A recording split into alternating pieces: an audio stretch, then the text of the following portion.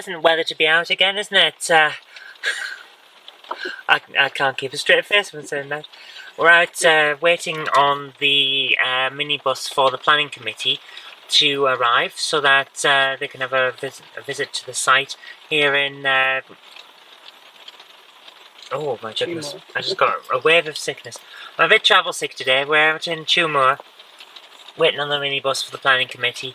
They're going to have a visit to an application here, and then we're going to go off and do some more work. And then this afternoon we're talking about this, plus other planning applications at planning committee, so that'll be interesting. It's going to be a long, busy day. That's what I like to do. Keep myself busy, keep myself occupied. I'm not looking at the camera, I'm looking over it to make sure that we can see when they arrive. But it's going to be long, and I'm hoping that this one gets turned down. Thank you, Mr. Chairman.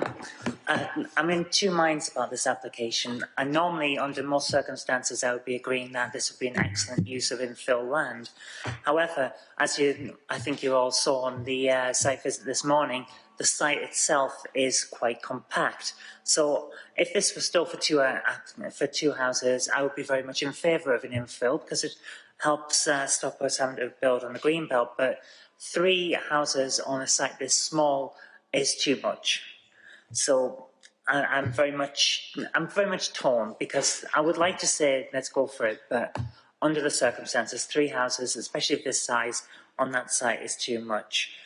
I realise that the interface distance is apparently acceptable under our standards, but having looked at the site this morning and having looked at the plans, one of those buildings is going to be essentially right up against the kitchen windows and other windows of a neighbouring property that's already there.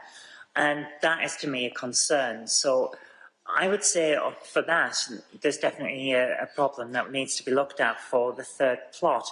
So under the circumstances, if you are willing to go ahead with this application, I would ask that a condition be added that the shrubs that are there at the moment between the development site and the existing house on plot 3 would be kept, cut them back if need be, but keep them there because it will help block the fact that the neighbours will be looking at a large brick wall otherwise.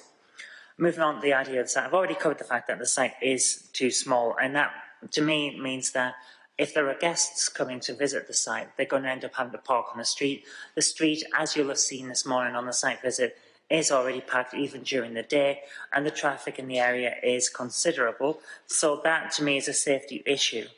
And speaking of safety, as my final point, we have the report from the police that was on your documentation, where they're saying that the site is a problem, and it's a problem for crime prevention due to a lack of natural surveillance. I know officers have put into the documentation here saying that there will be some kind of natural surveillance due to neighbouring properties, but I don't believe it's enough, and clearly the police don't either. So under the circumstances, I would ask that you would reject this application due to its overdevelopment. But if you do go ahead, I would ask that you consider the shrubbery as a condition. Thank you.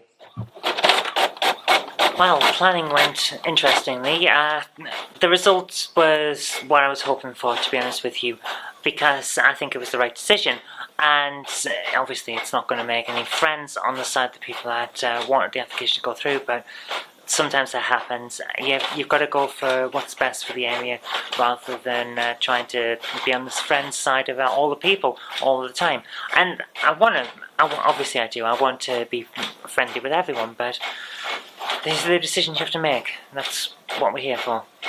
So yeah, it won't be to everyone's joy, but these things happen. Anyway, I'm putting out a huge amount of paperwork now because I've got a load of reports that I need to read, and basically I need to write all over them, make annotations, make notes, things like that, because we've got a board meeting coming up, so lots to do. That's what we're here for as well, isn't it? Right. Oh, excellent. I think the print's finished. And maybe I'll get to go and sit down and have a cup of tea and read these now. Okay, let's get on with it. Oh, apparently it's not finished. Oh well. Lulls me into a false sense of security. Anyway, let's get on as fast as I can. Some light reading here. It's all the paperwork I've got to get through. Oh my goodness, it's been a long day.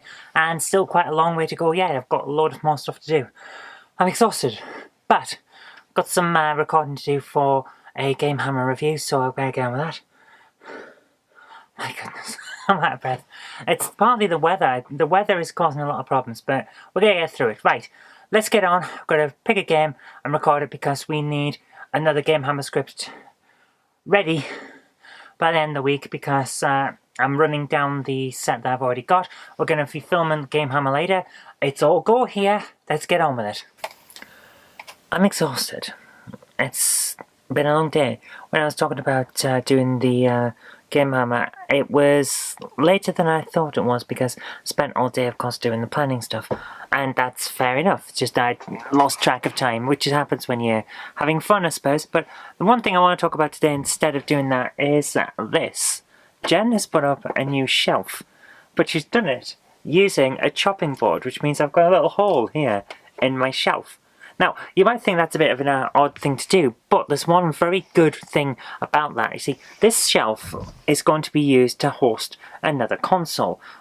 We haven't got the exact console idea yet, but it's likely to be a Sega Saturn or something like that, which means that we've now got a space here that I can put a power cable through, or an AV cable, or probably both, which is great news because I don't have any space really to move anything else out the way to let those cables through, so that's pretty good. But now it's getting late. I've had a lot to do today. It's been busy and I'm exhausted, so I'm going to have an early night. Well, I'm going to have a bath first and then an early night, and I'll see you tomorrow. Bye!